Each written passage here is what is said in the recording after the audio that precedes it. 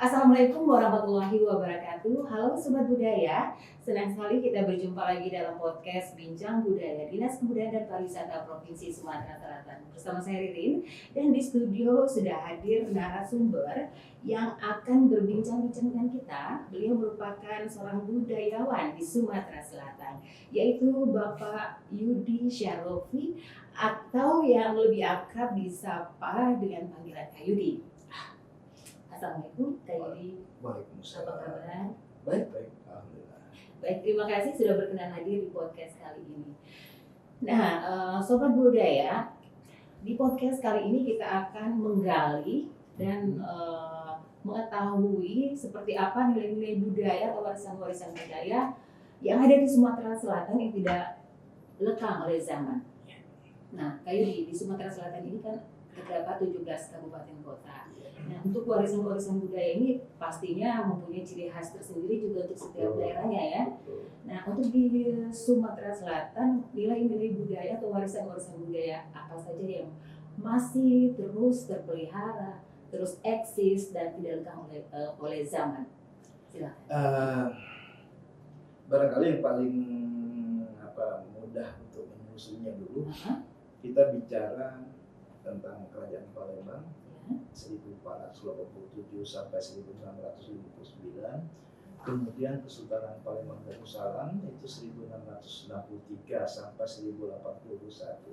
Nah, kita bicara ini kenapa? Karena warisan-warisan budaya dari Kesultanan Palembang Darussalam namanya, itu sampai sekarang masih ada dan masih kita pakai.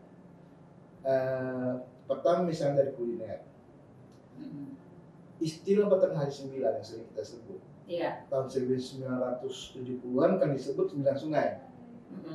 Tapi awalnya di Kesultanan Palembang Darussalam itu sebenarnya kosmologi kekuasaan. Oh, seperti jadi, itu ya. Iya, jadi itu hidangan. Hidangan sekarang masih kita pakai, misalnya untuk acara pada resepsi, pernikahan itu munggah sebutannya. Itu hidangan yang dihidangkan kepada tetamu dan tamu itu akan membeli makanan tadi. Konsepnya begini dia. Di tengah itu ada dulang. Dulang biasanya berisi nasi minyak separuh, nasi putih separuh. Nah, itu adalah Palembang. Oh, jadi filosofinya seperti itu ya? Filosofinya itu dulang, nasi apa tadi? Nasi minyak separuh, nasi putih separuh, itu artinya simbol Palembang. Oke. Nah, kemudian yang menyantap hidangan ini ada 8 orang. Oh. Nah, 8 orang tidak boleh lebih. Oh, jadi 8 orang itu, jadi memang dulang itu banyak, ada banyak, tapi dalam satu dulang dimakan oleh 8 orang. Oke. Di situ kan semua yang dihidangkan serba 2. Lauk 2. Tapi masing-masing lauk itu isinya 4. Ayam kecap misalnya kita ada 4. Berarti untuk 4 orang. 4 kan 8. Nah, kemudian acar juga serba 2. Sayurnya serba 2. Nah, buah-buahannya juga serba 2 tempat. Nah, inilah kosmologi kekuasaan Palembang yang disebut dengan Batang Hari 9. Ya, baru kemudian 1970-an Batang Hari 9 kan diartikan sebagai sungai. Iya, saya juga berpikir bahwa Batang Hari 9 itu adalah sungai Batanghari. Padahal dulunya tidak seperti itu ya. Iya, itu kosmologi kekuasaan dari hidangan itu. Dan itu sampai sekarang bukan hanya di Palembang, daerah-daerah lain pun masih pakai itu. Dan kakek saya misalnya, dulu ketika ada acara munggah atau acara apapun yang pakai prasmanan, kakek saya tidak mau makan. Oh.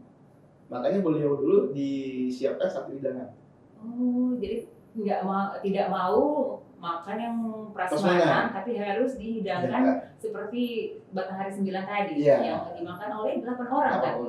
Okay. Karena prasmanan menurut beliau pada masa Belanda itu makanan para pekerja kasar. Para pekerja berkumpul, kemudian makan ambil sendiri. Iya. Nah kalau di hidangan diambilkan, ambil sendiri. Iya, tapi disiapkan. Okay. Kemudian lagi cuci tangan itu di orang keliling. Iya. Kita tinggal menyodorkan tangan kanan, nanti dituang air untuk mencuci tangan kita. Nah, dari hal seperti itu, apakah ada nilai-nilai budaya yang terkandung di dalamnya? Ya. Jadi nilai budayanya di sana bahwa orang itu pertama dia tertib. Oke. Kedua, rasa menghormati orang lain. Misalnya begini, ketika hidangan disampaikan dihidangkan, itu yang pertama dihidangkan itu adalah lauk pauknya. Ada aturan juga ya? Iya. Okay. Kemudian baru ditaruh nasi di tengah. Nah ini biasanya sesama yang menyantap hidangan itu akan melihat siapa yang lebih tua di sana. Itu yang lebih dulu kita persilakan untuk ambil. Jadi ada aturannya juga ya? Iya, itu pertama harus lebih tua, kemudian yang lebih muda, yang muda. Jadi tanpa disadari misalnya kita sudah saling hormat, saling hormati itu. Jadi orang tua dituakan, yang muda dimudakan gitu. Lalu ketertibannya. Iya. Jadi orang-orang ini ketika ngidang itu kan berjejer tuh. Jadi hidangan itu bukan dibawa satu, dibawa perut. Ya, tapi berapa orang berjejer dari sini diserahkan, ini terima, serahkan itu pada berikutnya begitu. Jadi tidak kacau ya, tetap aturan ya. Iya. Dan pada saat itulah para orang tua, ayah-ayah, bapak-bapak, itu akan menilai orang yang menghidangkan. Itu biasanya para bujangan, termasuk yang menaruh makanan di lantai. Nah, itu akan dinilai oleh si bapak. Cocok belum untuk jadi mantu? Pada saat itu. Nah, ini nyambung dengan hari perayaan. Hari perayaan itu hanya dihadiri kaum ibu. Nggak ada bapak-bapaknya? Nggak ada bapak-bapak. Gitu. Semuanya ibu-ibu. Semua perayaan? Iya. Enggak, di dalam pernikahan itu kan ada hari Minggu itu munggah. Hari Jumat itu dia akan nikah. Hari Minggu dia munggah. Hari Senin itu perayaan namanya. Perayaan itu biasanya pukul 2 dan makanannya makanan setengah ringan. Yang dihadiri oleh para kaum ibu-ibu tadi. Nah, kemudian ada perempuan gadis yang siap dinikahi, siap dinikahkan. Nah, para gadis ini kemudian itu kan kita ada hidangan lagi. Nah, hidangan pada saat itu namanya hidangan kambang. Hidangan kambang itu panjang. Di tengah itu ada segala macam makanan, termasuk makanan beratnya. Ada tunjung. Tunjung itu misalnya kemplang yang gede-gede, yang besar-besar, buah yang besar, kemudian makanan yang yang luar biasa itu. Ada dihadirkan untuk perayaan itu tadi ya. Nah, kemudian sekeliling hidangan tadi ada tapaan namanya. Nah, semua tradisi-tradisi yang sudah dilakukan di abad keberapa kira-kira? Itu dimulai dari masa Kesultanan Palembang. Masa Kesultanan Palembang Darussalam. Ya, maksudnya begini. Dulu Sultan pada selesai sholat Jumat, itu makan bersama dengan rakyatnya. Nah, disitulah setiap hari Jumat makan nasi minyak hidangannya. Disitulah mungkin tradisi nasi minyak itu ya. Makanya tradisi nasi minyak sampai hari ini. Masih. Itu yang di Arab Palembang. Orang India itu setiap hari Jumat selesai sholat Jumat dia makannya nasi minyak. Oh, berarti tradisi yang sudah ada sejak abad terdahulu sampai sekarang tetap terus dilestarikan, ya tetap terus dilaksanakan ya. Nah, betul. Tradisi untuk nasi minyak itu tadi, kalau untuk makan yang berjumlah 8 orang tadi, ya itu sampai sekarang misalnya Malbi. Oke. Malbi tidak kita temukan di tempat lain selain Sumatera Selatan. Iya. Betul, karena makanan ciri khas di sini ya. Karena dulu yang menjadi juru masak Sultan itu orang Arab, orang India. Oke. Makanya kita tidak mengenal rendang. Kalau rendang kan sama-sama dimasak dengan santan, pedas, kan. Nah kalau Malbi ini lebih manis dia.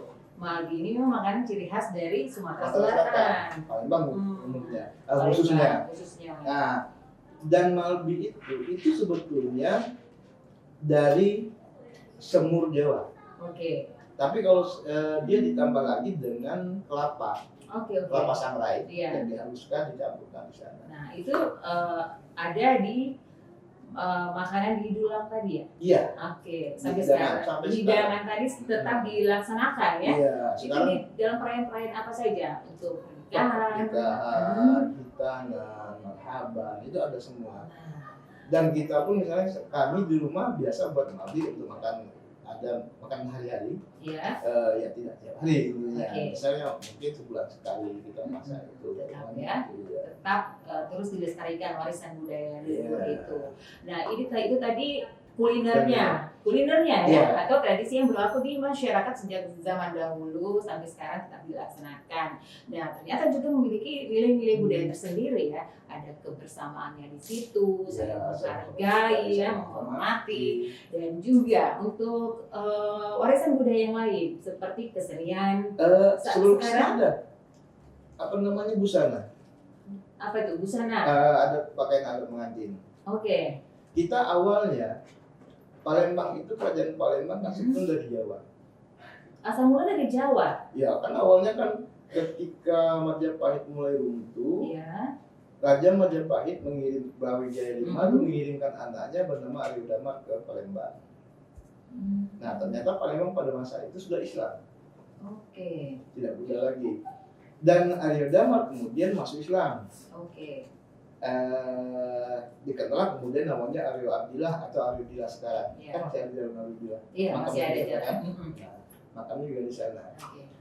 Pada saat yang hampir bersamaan setelah beberapa waktu di sini Aryo Dila salah satu selir itu yang keturunan Campa, selir Brawijaya itu tidak disukai oleh permaisuri dan selir yang lain. Maka dibuang tanda kutip dia ke Palembang. Oh, gitu ya. Pada saat itu sang selir ini dia sedang mengandung. Oke. Lahirlah kemudian Raden Fatah. Oh, itu. Ya, Raden Fatah sekarang. Raden Fatah itu kan di PT Pusri II sekarang. Iya. Waktu itu disebut di Candi Laras Tinggi. Oke. Nah, selesai masa nifasnya, dinikahi oleh Aryo Dila. Makanya yang menarik begini. Menarik sekali, ini panjang ya jalan ceritanya ini. Menariknya begini. Selir, apapun selir, apa permaisuri atau apa, walaupun Aryo Dila bukan anaknya kan, tetap saja ini ibu kan. Iya, ibu. Ya, karena istri bapak. Iya. Itu dinikahi oleh Aryo Dila. Oke. Setelah masa nifasnya selesai dinikahi oleh Aryo Dila. Nah, dari pernikahan itu lahir Raden Kusen. Oh, lahir dan terus berketurunan sampai. Jadi kan begini, si Aryo Dila ini kan bingung nih. Kalau dari bapaknya Raden Fatah itu adik. Iya. Oke. Tapi kalau dari istrinya itu anak. Ya. Oke, berbicara lagi tentang warisan budaya tadi sesuai tema kita. Kemudian pada masa kerajaan Palembang, pakaian adat pengantinnya. Oke, pakaian adatnya. Itu namanya Aisan Gede. Iya, yang terbuka. Pakai kebesarannya di sini ya, Aisan Gede ya. Ya, Aisan Gede itu terbuka. Aisan Gede ya, Aisan Gede. Terbuka punggung ya. Kemudian laki-lakinya juga ini Nah, itu kan sebetulnya kalau kita harus akui Iya. bahwa itulah Solo Basahan. Apa itu? Di Jawa itu Solo Basahan. Nama pakaiannya. Oh, Solo Basahan. Kalau di kita namanya Sen Gede. Ada beberapa yang Jadi membedakan. ada juga beberapa kemiripan. Ya, karena memang tadi setelah Raden Fata dan Raden Kusen dewasa itu dikirim ke Jawa. Raden Fata itu karena Wali Songo Majapahit mulai redup. Wali Songo akan membangun kerajaan baru namanya Demak. Raden Fata diangkat jadi sultan pertama. Oke. Raden Kusen menjadi Adipati Terong. Oke, seperti itu ya kaitan-kaitannya. Nah, kemudian kan Raden Fata punya anak. Ada berapa ini kemudian turun temurun terjadi kisruh. Oke. Makanya 27 orang Jawa datang ke Palembang. Bukan dia mengungsi ke Palembang, melainkan dia kembali ke tanah leluhurnya. Dulu karena leluhurnya memang sudah di tanah Palembang. Palembang ya. Makanya didirikan kerajaan Palembang. Di Kedeng Suro oke, itu. seperti itu. Ada yang pulang dari 27 tadi, ada yang pulang satu. Sejarahnya.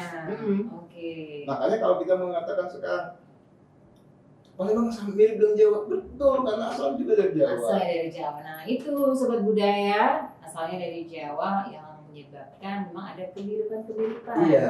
Yang tadi ada pakaian kebesarannya, Bahasa. bahasa lagi. Kan kalau kita ngomong apa namanya buhi, Jawa kan buhi. Artinya belakang. Belakang. Oh sama. Bahasa Iya. Jawa dengan bahasa Palembang ini Banyu, air. air. Sama dengan Jawa. Oke. Nah, tetapi setelah 1659 terjadi perang Palembang melawan VOC. Pada saat kita perang, Jawa tidak membantu. Oh. Mataram gitu ya. Mm-mm. Padahal dia mengatakan bahwa kita melawan dia. Iya. Besar. Makanya kemudian orang Palembang marah sama orang Jawa. Oh. Karena tidak membantu Jawa tadi tadi. ya. Jadi ketika Oke. si Raja namanya lari ke Saka 3 Indralaya sekarang, adiknya Pangeran Abdul Rahim itu mendirikan kesultanan beberapa tahun setelah itu. Oke. Nah, pada masa inilah dibuat bahasa Palembang. Sebelumnya pakai bahasa Jawa loh. Oh, jadi masyarakat Palembang Palembang sebelumnya menggunakan bahasa Jawa. Dan promo inggil yang dipakai untuk kelas bawah Nah, bicara kepada kelas di atas. zaman berapa lagi sekitar tahun berapa? 1662. 62 dibuatlah bahasa Bahasa daerah Palembang. Palembang. Yang Oke. bahasanya begini kira-kira Kulo ayun betaken saminikus dan dengannya. Nah, itu bahasa Palembang. Yang artinya Saya akan berbicara dengan Anda sekalian. oke, itu tadi.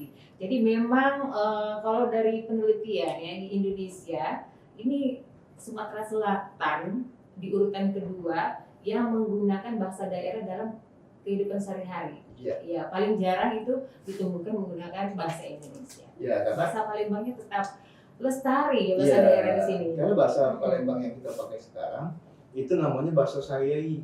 Yang kemana? Terus siapo. Siapo, gitu. Nah, Lagi Tagalog. Iya, kalau Oke. Jawa kan siapa itu sopo. Oh. Ya, Palembang siapo. Iya, Di sana siapo. sopo. Oke. Nah, ini tadi kita sudah membahas kuliner, ya, tradisi sehari-hari masyarakat zaman dulu yang sampai sekarang tetap dilaksanakan. Tadi ada bahasa juga, kronologisnya seperti apa, mulainya bahasa Palembang ini. Nah, kalau untuk berkesenian, kesenian yang ada di Sumatera Selatan ini, seperti yang pernah saya lihat ini sangat bagus sekali penampilan senjang ini, senjang. Senjang. Oh, Senjang. Bahkan sebelum senjang ya. Aha. Jadi pada masa Kesultanan Palembang Darussalam dipimpin oleh Sultan Mahmud Iya. Badarudin II, Iya. itu ada Pangeran Bupati Panembahan Amin. Oke. Nah, dia ini adalah pangeran yang diberi kekuasaan oleh Sultan untuk melindungi, untuk mengembangkan seni-seni yang bertradisi Jawa. Oh, masih Jawa lagi. Jawanya masih ada. Iya. Makanya pada saat itu muncul wayang Palembang. Oke, ada kan wayang Palembang. Ya, kan oh, sebelumnya- berarti terinspirasi dari sana dulu Iya. ya. betul. Nah, kemudian ini terhenti begitu kekuasaan ketika Palembang sudah dikuasai Belanda. Oke. Nah, kemudian kembali kepada apa namanya senjang tadi. Heeh. Nah itu budaya-budaya atau tradisi yang berkembang itu dari rumpun Melayu. Oke. Jadi dia kan senjang itu apa namanya kalau dalam bahasa Indonesia dalam apa nama pengertian ilmu bahasa ilmu sastra kita itu talibun. Talibun namanya. Karena dia satu lari itu ada 6 baris, 3 sampiran, 3 isi. Kalau pantun kan 4, 2 sampiran. Iya, pantun 4. Jadi lagu ini syairnya ada ada 2 sampiran, 2 isi. Jadi kita masukkan sebenarnya kan. Iya. Nah kalau di senjang itu 6. Ya talibun dia. Oke, isinya kalau nggak salah ada apa ya pesan-pesan gitu dia ya. pesan-pesan. Filosofinya itu seperti apa tuh? Jadi sebetulnya senjang itu bagi yang menguasai di daerah sana itu biasa spontan. Oh, spontan berdasarkan peristiwa pada saat itu itu ya? atau kondisi pada saat itu. Biasanya pada acara pernikahan atau apa itu keluar senjang misalnya. Oke. Kadang-kadang isinya menyindir. Saya. Misalnya apa ya? Misalnya kalau di acara pernikahan, Kak Yudi tahu nggak contoh senjang itu kata-katanya? Kata-kata saya nggak lupa kalau ininya. Tapi dia jelas begini. Misal dia mau nyindir tuan rumah nih, atau mau nyindir pengantin, atau nyindir tamu yang datang, atau dia ingin memuliakan suasana. Nah itu disampaikan. Termasuk misalnya ketika saat ini saat ini itu masih berkembang. Misalnya datang gubernur berkunjung ke sana, itu akan disampaikan misalnya kami perlu bantuan loh di batu ini ya. Tapi disampaikan dengan senjang. Disampaikan dengan syair lagu senjang itu yang sangat menarik. Nah ini juga di daerah lain misalnya Perumuli dia sembah panjang. Oh jadi di setiap daerah punya senjang. Bukan senjang, apa namanya? Berbeda juga. Sastra tutur. Oh sastra tutur. Tapi bentuknya berbeda. Kalau di Perumuli misalnya sembah panjang atau sembah panda, itu disampaikan oleh orang-orang yang menderita hidupnya. Makin susah, makin menderita dia makin bagus yang disampaikan karena isinya tentang kehidupan.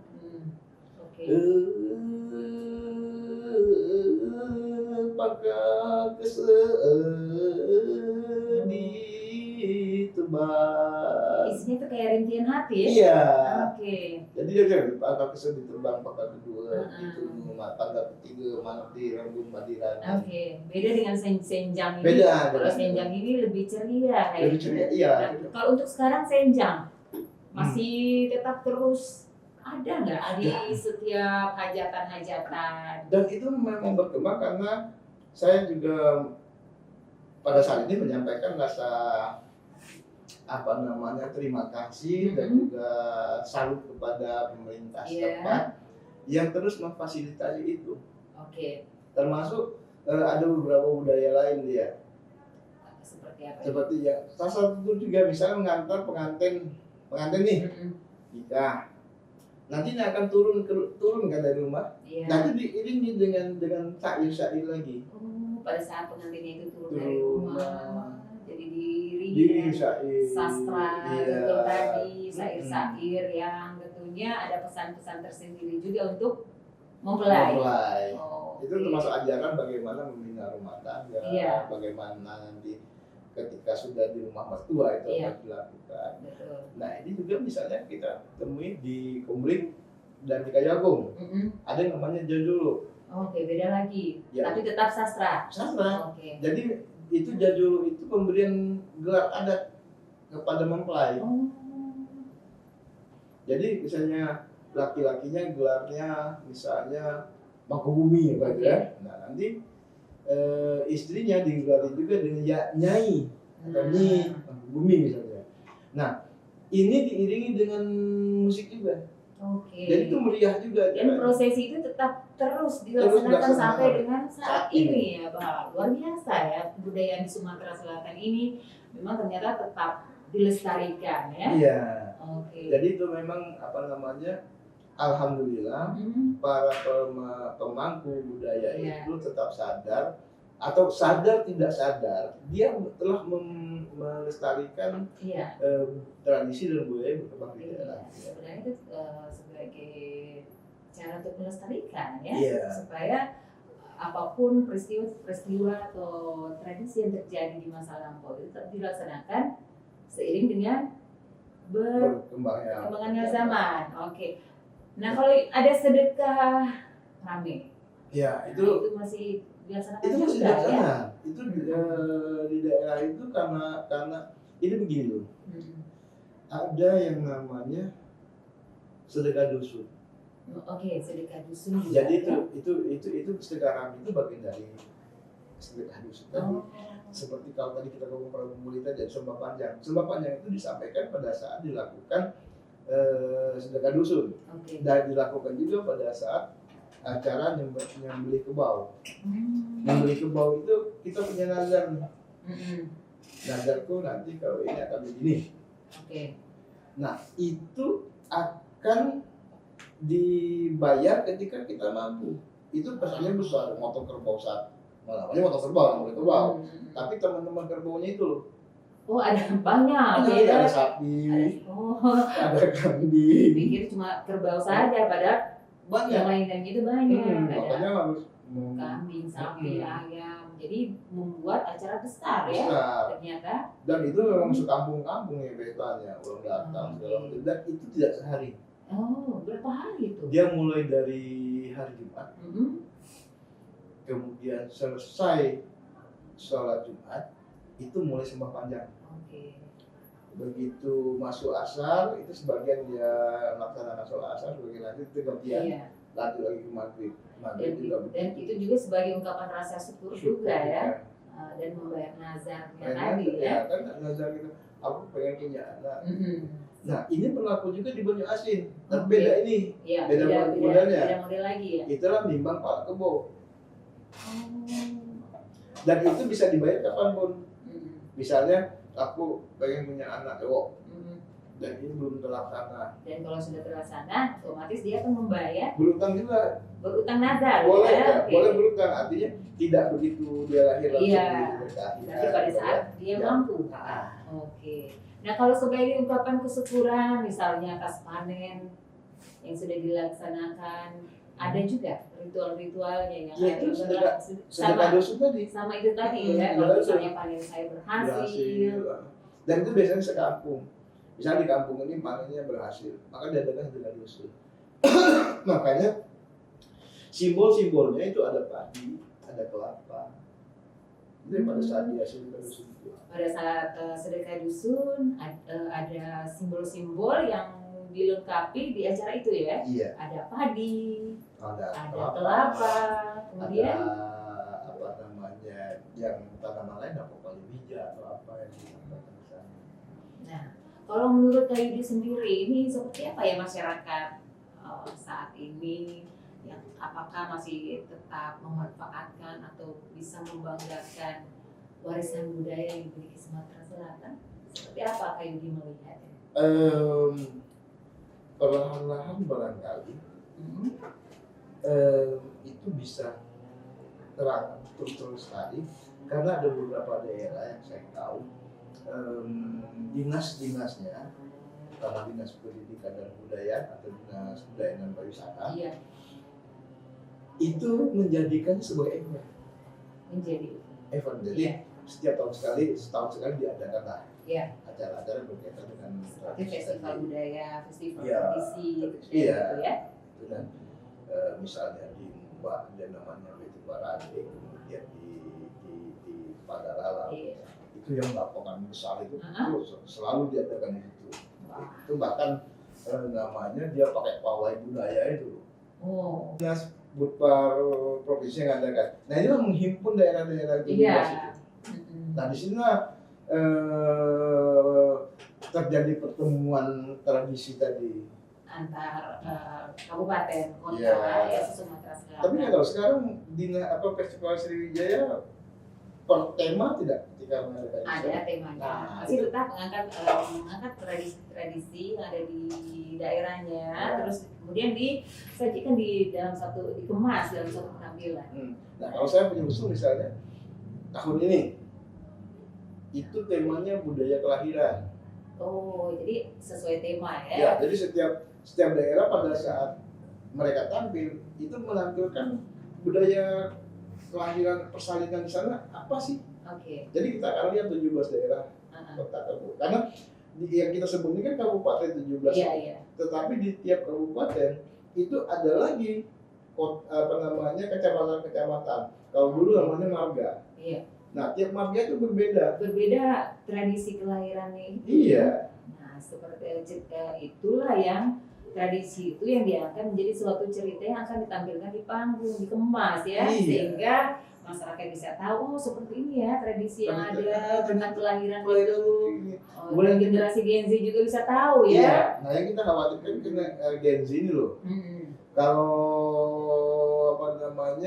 kalau kita milenial ya. Milenial. Nah, kalau kita milenial masih sebagian masih dapat, ya. masih ngalaminnya. Yang Gen Z kan baru. Iya, karena terlihat kalau misalnya ada acara-acara kebudayaan yang banyak hadir itu kayaknya milenial. Nah, yang Gen Z belum kan? kurang. Bagaimana ya cara untuk membangkitkan itu? Apa gagasan yang menurut Kak Yudi yang bisa? Barangkali kita harus menyamakan dengan jiwa mereka. Oke. Jadi Gen Z itu sukanya bagaimana sih? Contoh, Gen Z mungkin akan enggan untuk makan hidangan. Oke. Karena menurut apa sih begitu ya? Oke. Tapi bagaimana hidangan itu dapat menarik mereka? Dengan cara Misalnya kita buatlah semacam cerita dulu. Oh, jadi diinformasikan terlebih dahulu. Iya. Oke. Contoh misalnya begini, festival kopi di beberapa daerah tuh Pahlawan, Pagaralam. Saya tanya kepada mereka, kalian tahu tidak sejarah kopi bagaimana? Sejarah kopi mana Kak? Sejarah kopi ada di Sumsel. Jadi berikan edukasi dulu ya? Iya. Oke, mereka nggak tahu. Saya ketikkan sejarahnya bagaimana itu pada masa kolonial apa yang terjadi. Misalnya pertama diadakan kopi itu pertama ditanam di daerah Parawang sana. Pada saat itulah kopi robusta, kopi arabica. Nah ternyata kemudian terbakar habis. Pada saat itu ya sebelum terbakar, orang yang dari Palembang dari mana itu berebut membelinya. Termasuk orang dari Lampung rebutan dari Lampung tuh. Sampai akhirnya 1800 akhir ya, kebun kopi sana terbakar. Nah ternyata 1906 di daerah Pagaralam orang-orang Belanda itu menanam kopi robusta. Dan kopi robusta itu tidak harus di atas 700 mdpl. Dia di bawah 700 mdpl juga bisa tumbuh. Maka orang-orang pun beralih ke robusta. Oke, jadi harus diberikan edukasi dulu ya. Iya.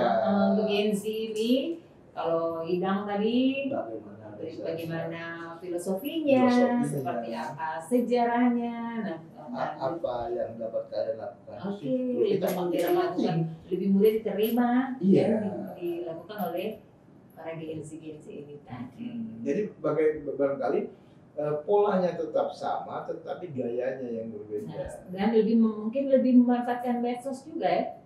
Itu ya. Karena sekarang kan era globalisasi, Gen Z ini lebih menerima itu melalui yang mereka lihat di medsos. Medsos itu yang pertama loh. Jadi edukasinya lewat medsos. Karena kalau kita mungkin kalau dalam bentuk buku mungkin mereka tidak ini. Karena Gen Z ini satu kelemahan yang sebetulnya saya sayangkan, mereka lebih tertarik untuk informasi-informasi yang sifatnya instan, yang singkat-singkat saja. Singkat-singkat aja, misalnya ngidang, langsung fotonya ditampilkan di medsos. Terus ya di medsos tulis sana langsung tempelin aja, maksudnya diulang. Kayak gitu ya? Dilauk, gitu aja. Langsung gitu aja mereka terima. Iya, tapi kalau kita ceritakan itu adalah mereka mungkin nggak terima. Oke. Nah kalau untuk wayang Palembang, ini apakah menurut Kak Yudi salah satu warisan budaya yang sudah hampir punah di Palembang ini? Karena wayang Palembang sekarang dalangnya cuma satu. Kenapa ya sampai tidak melahirkan generasi yang baru? Begini, pertama edukasinya. Ini tidak pernah kita lakukan pendidikan di sana. Misalnya kita cuma tidak pernah memperkenalkan wayang Palembang kepada banyak pihak. Iya. Kemudian lagi yang jadi dalam Palembangnya juga, kemudian yang pelestarinya, yang punya grupnya, Iya. itu cara Palembang. Kalau cara Palembang itu semon. Dia tidak ingin mengungkapkan, oh ini ada wayang yang begini-begini. Oh enggak. Jadi kalau mau tahu wayang Palembang kita cari informasi, oh si A. Kita hubungi si A. Begitu kita hubungi, ngomong baik-baik begini, dia baru mau. Tapi kalau dia menawarkan diri tidak. Oh tidak. Jadi kita harus menjemput bola. Iya. Semuanya tahu ya. Jadi itu juga wayang Palembang itu kan dihidupkan kembali dia di tempat hidup tahun 1950-an tempat hidup, kemudian hilang lagi, tahun 70-an dihidupkan lagi. Nah itu saya lupa namanya. Nah ini kakek nih ya, Mbak. Akhirnya turun ke anaknya, turun lagi ke cucunya. Sekarang cucunya tuh. Iya. Dan terus si Wirawan ini cucu. Nah, terus. Nah dari Wirawan itu belum ada. Iya, saudaranya yang lain nggak ada yang tertarik. Kalau sebelum ini ketika masih hidup misalnya Ahmad Supri Atap. Nah itu juga tempatnya di dalam ya. Padahal wayang Palembang ini termasuk dari 5 wayang yang ada di Indonesia, sehingga bisa diakui menjadi warisan budaya dunia ya. Warisan budaya tak benda UNESCO. Iya, dan dari ceritanya juga wayang Palembang tidak sama dengan wayang Purwo atau wayang Jawa. Ada perbedaannya. Kemudian lagi misalnya kan ada tokoh-tokoh lain yang tidak dimiliki oleh daerah lain. Wayang Jawa. Kemudian lagi wayang Palembang tidak kenal tokoh Punenggawan. Jadi tidak ada yang dia Petro Gareng Semarang itu tidak ada. Jadi memang tokoh yang ada di dalamnya dan juga cara memainkan wayang itu berbeda. Dan untuk wayang Palembang ini sendiri. Nah, cuma yang kita sayangkan ada satu misalnya Wirawan sekarang jadi wayang dalam. Itu tidak menguasai bebaso Palembang. Yang bahasa halus itu. Kalau ayahnya dulu kemudian Ahmad Supri Atap misalnya itu masih menguasai. Jadi misalnya di dalam tokoh-tokoh wayang itu semuanya pakai bebaso semua, bahasa halusnya. Kecuali Bima yang pakai bahasa Palembang sehari-hari. Sama dengan Bima yang di Jawa pakai ngopol ya. Jadi selain warisan budaya ini ada wayang Palembang, masih ada lagi warisan budaya yang saat ini tidak eksis lagi, yang ingin diiakan lagi. Satu yang membuat kekhawatiran juga, ini kulinernya. Palembang itu berdasarkan catatan saya itu lebih dari 200 jenis makanan. Luar biasa ya. Tapi orang mengenalnya paling pindang. Iya. Nah sebetulnya banyak, ada beberapa kue, misalnya begini. Ada kue di Palembang itu yang harus dihidangkan berpasangan. Wah, seperti apa contohnya? Contoh, misalnya kalau kita menghidangkan klepon, itu harus ada kue pare. Pasangan klepon. Kemudian ada lagi misalnya apa tuh lagi ada dia harus pasangannya ini juga. Jadi ada aturan-aturannya. Kalau kita hidangkan hanya satu jenis saja, tidak ada pasangannya, itu kita akan dapat gelar KA. Apa itu KA? Kati Ago. Kati Ago itu artinya? Kati Ago tidak punya cara. Jadi tidak punya cara ya? Iya. Kalau menyajikan, menghidangkan kue-kue ini tadi tanpa pasangannya. Iya, jadi ada yang berpasangan. Terus lagi ada kue yang dihidangkan pada masa-masa tertentu. Macam apem banyu. Apem banyu itu kalau sebetulnya di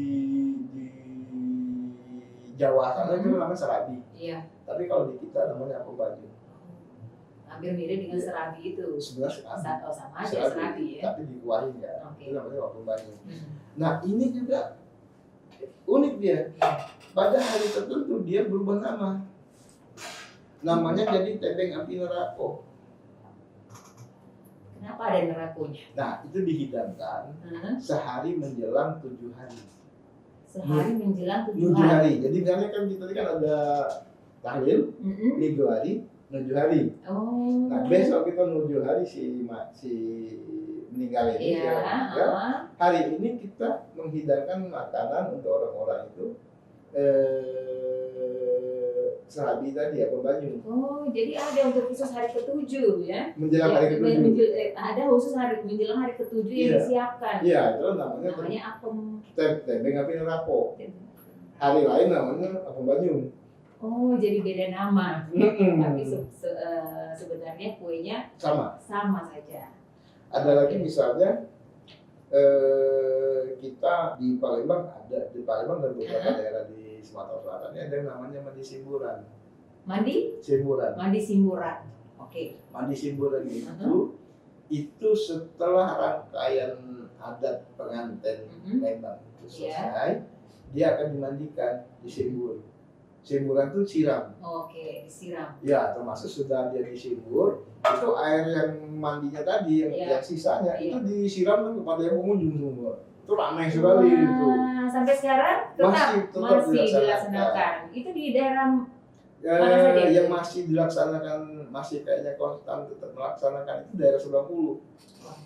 Saya penasaran, ingin lihat. Nanti sesekali Kak Yudi nanti kalau ada acara itu saya akan gambarkan. Tapi siap-siap bawa salinan. Pakai ganti karena pasti basah ya, karena air yang dipakai mandi tadi akan disumburkan ke pengunjung. Undangan. Wah, luar biasa. Ini kaya sekali akan keragaman budaya di Sumatera Selatan ini. Nah, kalau untuk ngobeng ada kan? Ya, itu tadi ngobeng itu pada saat kita hidangan tadi. Oh, ngobeng jadi itu jadi misalnya dari dapur nih. Makanya rumah Palembang zaman dulu itu rumah panggung itu dia ada 2 jerambah. Jerambah jembatan itu yang dari kayu. Iya. Satu itu yang menghubungkan mukanya dengan daerah rumah-rumah lain. Iya. Satu lagi menghubungkan dapur dengan bagian muka. Oh. Itu gunanya pada saat ngobeng tadi. Pada saat ngobeng. Jadi orang-orang di dapur itu kita nyebutnya kalau sekarang kalau kita ini chef ya. Okay. Nah, chef di Palembang itu sebutnya panggung. Oh, oke. Yang menganukan soal bumbu, soal menunya. Itu panggung, itu masak, itu di dapur kan. Iya. Nah, nanti setelah semua masakan siap, para bujangan tadi berjejer dari dari jerambah yang di dapur sampai ke muka rumah mereka yang jadi dia tidak mengganggu bagian dalam. Iya, sampai rumah-rumah saja sudah sangat teliti ya diatur untuk jalannya tradisi ngobeng ini tadi ya. Dan sekarang masih tetap harus dilaksanakan. Dan hanya laki-laki yang sudah siap menikah yang jadi untuk menghidangkan langsung karena di situ akan dipilih oleh calon-calon mertuanya tadi yang datang sebagai tamu undangan itu. Iya, itu tadi pada saat hidangan kambang ketika kaum ibu ada di tengah itu ada tunjung tengah kambang. Tunjung tengah kambang itu para gadis yang siap dipadek. Wah, ini kayaknya kameramen ini ada 3 yang masih bujang. Waduh, cocok itu. Cocok ini ikut tradisi ngobeng. Cocok untuk dapat jodoh. Iya. Nanti kalau ada ya kayak ini kabarin ya. Jadi kalau jadi sebenarnya ibu-ibu yang makan tadi itu bisa ambil sendiri. Iya. Tapi diambilkan sama si tunjung tadi. Iya. Tunjung dengan kambang tadi diambilkan diserahkan kepada ibu itu. Termasuk yang botekan. Jadi ada tapaan, ada botekan. Nah inilah yang dihidangkan kepada ibu-ibu.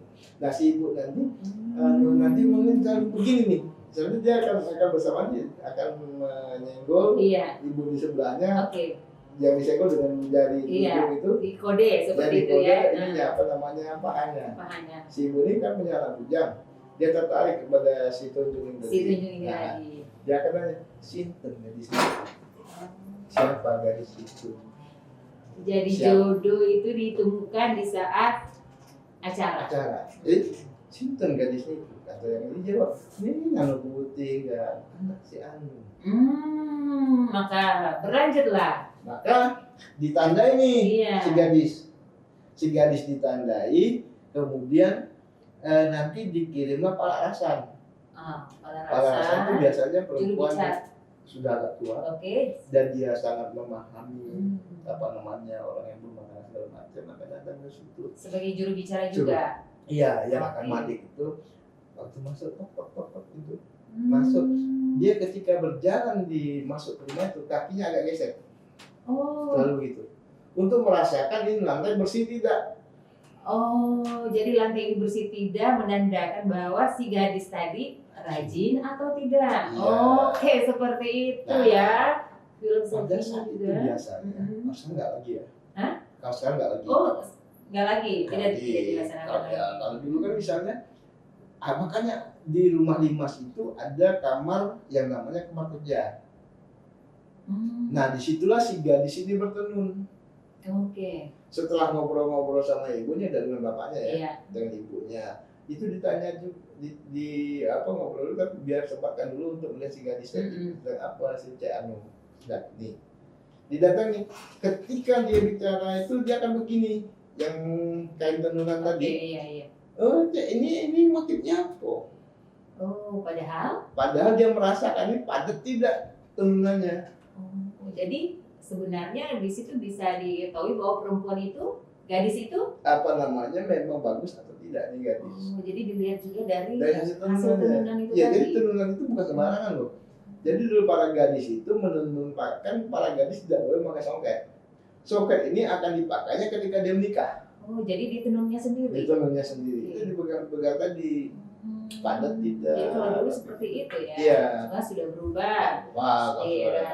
Zaman sekarang ini sudah berubah. Itu tidak Iya. lagi ya. Makanya si Pak Hasan tadi akan ngomong lagi kepada ibu si tadi. Ini cek ingin waktu dilamar abahnya. Dia aku. Atau minta berapa? Iya. Dia ngomong nanti, apakah songket 7 turun, songket 3 turun, atau yang namanya buntel kadut. Nah, buntel kadut itu yang paling tidak terhormat. Gitu. Ya. Jadi yang 7 turun itu berarti kain yang diserahkan itu selain songket benang emas asli, ada songket biasa, ada songket lepus, ada songket apa, sampai ke pelangi, sampai kepada apa namanya gembeng apa itu, sampai 7. 7 macam. Ya, kalau dia 3 turun berarti 3 turunan.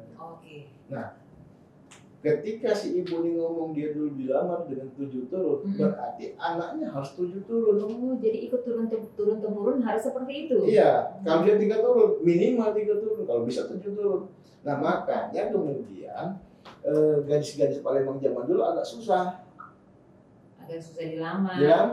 Karena memang aturan adatnya begitu. Kenapa begitu? Karena itu untuk mengukur kemampuan si laki-laki menghidupi istri dan keluarganya. Kalau sekarang? Ya sudah terbuka, terbuka lagi, tidak harus 7 tidak lagi. Atau 3 tadi tidak ya. Sudah sibuk. Tergantung kesepakatan kedua belah pihak. Dan mungkin sebagian orang sudah tidak kenal lagi itu sekarang. Gitu ya. Jadi kalau untuk yang tadi tradisi ngobeng kan sebenarnya. Nah, itu zaman dulu sampai dengan sekarang ini ada perbedaan enggak? Masih tetap sama. Cuma barangkali bentuk rumah yang berbeda kan. Nah, kemudian apakah si perempuan tadi akan dikawinkan secara paksa? Nah, ini yang belum banyak yang tidak tahu nih. Tidak sebetulnya. Karena begitu dia bertenun, yang namanya benang-benang itu kan habis tuh yang penting terutama yang untuk bahan pakan itu kan taman itu. Nah, inilah sore-sore hari dia akan ngilis penting. Digiris maksudnya apa menggulung benang lagi. Nah, itu dilakukan di teras rumah yang namanya garang. Kalau Anda pernah misalnya ke rumah limas itu, Iya pernah. itu kan kerang-kerang yang di. Iya ada. Kalau kita dari dalam melihat keluar jelas, orang luar melihat ke dalam tidak tampak kan? Sudah diatur seperti itu ya. pakai Tenggalo. Jadi si gadis ini tadi akan berusaha mencari laki-laki mana yang dijodohkan dengan saya ini. Laki-lakinya, oke. Jadi dilihat Karena dia bisa melihat keluar. Iya. Kan dulu kan masjid itu agak jarang, yang banyak kan langgar, sekarang sebutannya musola. Ketika datang waktu maghrib, yang calon dia ini ke masjid, ke langgar tidak. Iya. Atau sore-sorenya dia mandinya pukul berapa? Udah mandi atau tidak? Kemudian kalau malam-malam sudah selesai sholat isya, dia belajar silat atau tidak? Jadi syarat-syarat juga. Syarat juga, jadi ya. Yang terutama lagi dia lihat itu ganteng tidak? Oke, kita melihat fisik juga ya. Fisik utama. Nah, kalau dia tidak tertarik akan disampaikan kepada ibunya bahwa dia tidak tertarik. Tapi kalau dia tidak tertarik, orang tua juga tidak memaksakan. Tidak memaksa. Okay. Tetapi biasanya yang melamar juga kan tahu diri. Anakku ganteng, cocok sama si ini, misalnya kan anakku punya kemampuan ini, kalau sudah ini biasa begitu. Wah, luar biasa ya. Dan saya juga baru mengetahui di sini tentang sejarah-sejarah yang sudah Kayu disampaikan tadi. Nah, untuk obrolan kita ini sudah sangat memberikan wawasan juga untuk saya juga, untuk sobat budaya. Mungkin ada lagi yang Kayu mau sampaikan ini tentang nilai-nilai budaya, warisan-warisan budaya di zaman sekarang ini biar tidak lekang. Sebenarnya banyak sekali. Kemudian lagi misalnya begini, dari cerita rakyat ya, kita punya banyak cerita rakyat. Iya. Setiap daerah punya cerita. Nah, ini kembali lagi ke masa Kesultanan Palembang. Pada masa Kesultanan Palembang, wilayah Mancanegoro ini, artinya di luar Palembang, itu terdiri atas daerah Sikap, Kepumutan, Sindang. Nah, yang daerah Kepumutan itu artinya dia punya sumber daya alam yang tinggi, dan dia tidak diwajibkan bayar pajak. Cuma ada yang namanya tradisi Tiban-Tukon. Jadi dia hanya boleh menjual hasil buminya kepada kesultanan. Dan kesultanan dia akan dijual ke luar negeri. Lalu daerah Sindang. Sindang ini artinya Sindang merdeka. Daerah yang bebas, yang merdeka, yang tidak di bawah sultan. Tapi dia itu saudara sultan. Nah, ini berada di pinggiran, biasanya di perbatasan. Itu berbatasan dengan Lampung, dengan Bengkulu. Nah, itu misalnya contohnya itu Oku Selatan. Karena perbatasan ya. Kemudian Palawan, lalu Pagarawan, perbatasan Bengkulu kan? Lawas. Nah, itu dia tidak wajib apa-apa. Cuma dia harus menjaga jangan sampai orang luar ini masuk ke Palembang untuk menyerang.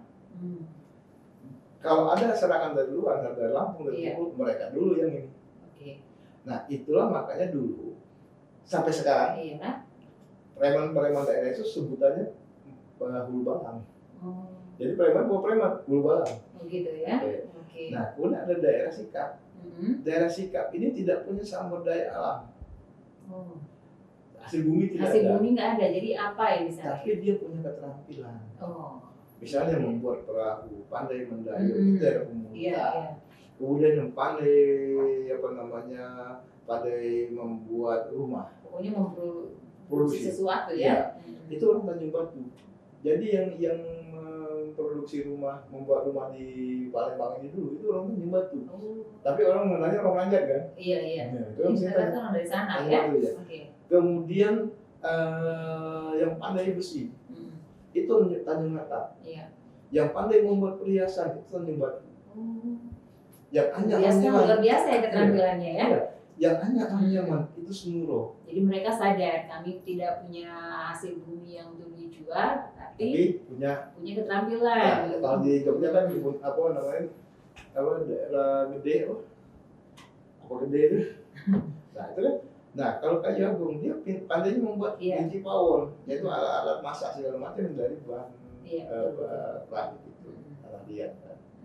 Nah itu yang itulah sampai sekarang masih kita mencari perhiasan yang apa, mencari perhiasan pakaian, anten, kita ketemu batu. Di sana lah tempat. Masih ada sampai sekarang.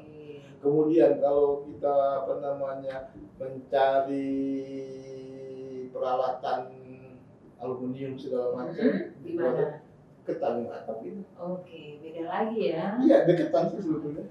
Nah, semuanya itu punya nilai-nilai yang harus tetap dikembangkan, dijaga, dilestarikan. Dan bagaimana barangkali kita menghidupkan keterampilan dan kemampuan mereka membuat itu, kita yang membelinya. Kita membelinya dan juga harus ada regenerasi yang tetap terus sebagai penggiatnya ya untuk produk-produk itu tadi ya. Betul, termasuk misalnya pernah tahu Gulopuan? Gulopuan itu susu kerbau yang dianak sampai dia kering. Kalau sekarang setiap Jumat kita dapat temui di Masjid Agung itu. Itu di daerah mana penghasil itu? Nah itu di daerah saya pernah ajak transit ke sana. Nah itu yang punya ternak kerbau air. Jadi dia menghasilkan susu dan itu tetap diproduksi sampai dengan saat ini ya. Sampai hari. Jadi makanya Palembang itu ada punya roti. Sebenarnya roti ya. Roti kukus ya, kalau Cina kan bakpao. Iya. Roti goreng. Ada roti rendang. Roti rendang. Nah, roti rendang itu bukan rendang pemahaman di Sumatera Barat. Rendang itu di oven. Jadi lain lagi ya. Iya, kalau Palembang itu makanya ada sungai rendang. Sungai rendang itu perendangannya kalau di Kayaung namanya pewendangan. Itu semacam perendangan itu dari bahan tanah liat. Wah. Kemudian ada kekep ke atas, jadi nanti itu dimasak di sana. Nah, dimasak di sana ini panas atas panas bawah. Bikin bulu lapis. Banyak sekali ya yang membuat saya penasaran ini. Pasti sobat budaya ini penasaran juga ya ini menikmati roti rendang tadi. Itu dimakan sama Gulopuan. Pasangannya Gulopuan. Nah, masih banyak yang harus kita lihat, harus kita rasakan, nikmati kuliner yang ada di Palembang. Dan tadi ada tradisi budaya yang tetap terus dilaksanakan. Dan nanti ajak ya Kak Yuri untuk menyaksikannya. Iya, karena banyak sekali yang perlu Anda saksikan. Dan turun langsung ya ngobeng tadi. Bisa ya? Iya. Kalau kita misalnya ke Linggau, ada yang namanya Medikasai. Dan di Palembang sini bagusnya itu supaya tradisi ngobeng itu tetap terus dilestarikan, dilaksanakan. Bagus juga ya barangkali kalau ada rumah makan yang khusus menyajikan ngobeng ini tadi ya. Iya. Makan 8 orang dengan sajian-sajian khusus ya. Tiap hari sih pada dibuka, tapi nggak tahu sekarang di daerah. Ada ya, pernah ya. Tapi nggak tahu sekarang masih berlangsung atau tidak. Nanti kita cari tahu ya. Iya, ada Hasbina loh. Nah, rasanya berapa menit saja waktu yang tersedia di podcast ini kurang cukup ya kita ngobrol-ngobrol tentang budaya, karena budaya itu tidak ada habisnya ya kalau berbicara tentang nilai budaya, warisan budaya. Kita berbicara wastra loh. Wastra masih banyak lagi, kuliner. Nah, karena waktu juga yang terbatasi ya di podcast Bincang Budaya kali ini, kita akan ngobrol lagi setelah ini ya, Kak Yudi ya. Ini ngomong-ngomong buku yang sudah diterbitkan ini berapa jumlahnya? Kak Yudi ini juga menerbitkan buku-buku ya, buku-buku Sumsel atau apa? Budaya di Sumatera Selatan. Jadi yang pasti misalnya Songket, filosofis sejarah dan tradisi, Bidar Termi filosofis budaya tepian sungai, Kemas dan pengaruhnya terhadap arsitektur industri di Sumatera Selatan, pakaian adat pengantin, tari sambut di Sumatera Selatan. Ada berapa lagi? Yang buku-buku itu dijual bebas? Oh tidak, tempoh hari kita diterbitkan oleh Dinas Pendidikan Sumatera Selatan dan dibagikan ke sekolah dan perpustakaan. Sebagai bentuk juga untuk bisa menginformasikan kepada para anak-anak, para pelajar seperti apa budaya di Sumatera Selatan ya lewat buku yang sudah dikarya dari kayu dari. Dan saya sering begini. Itu ada misalnya mahasiswa S3 dari Prancis loh pernah. Dari Prancis ada, dari Inggris ada, itu yang dia buat disertasi itu meminta saya untuk jadi narasumber. Wah, luar biasa untuk Songket, Rumah Lima. Sekarang itu semua sudah mendunia ya. Iya. Mendunia Rumah Lima, Songket itu sudah sangat mendunia. Bahkan juga pempek salah satunya. Ini sudah sangat mendunia dan kita harus bangga ya dengan warisan budaya leluhur dan berharap untuk semua kalangan masyarakat mari tetap terus melestarikan, mencintai, memanfaatkan budaya-budaya warisan budaya dari Sumatera Selatan dan untuk nilai-nilai budaya, filosofinya pasti ada, kita bisa tahu dalam nilai-nilai budaya itu ya. Baik, dan podcast Bincang Budaya kali ini saya akhiri dulu sampai di sini. Kita berjumpa lagi dalam podcast di episode lainnya dengan tema lainnya. Terima kasih sudah bersama kami dan silakan jangan lupa terus mendukung podcast Bincang Budaya Disbudpar Provinsi Sumatera Selatan melalui Instagram Disbudpar, dan Anda juga bisa melihat, menonton, menyaksikan podcast ini lewat channel YouTube kami. Terima kasih Kak Yudi sudah berkenan hadir bincang-bincang podcast budaya kali ini. Dan saya akhiri, Assalamualaikum warahmatullahi wabarakatuh. Sampai jumpa, salam budaya. Di podcast Bincang Budaya.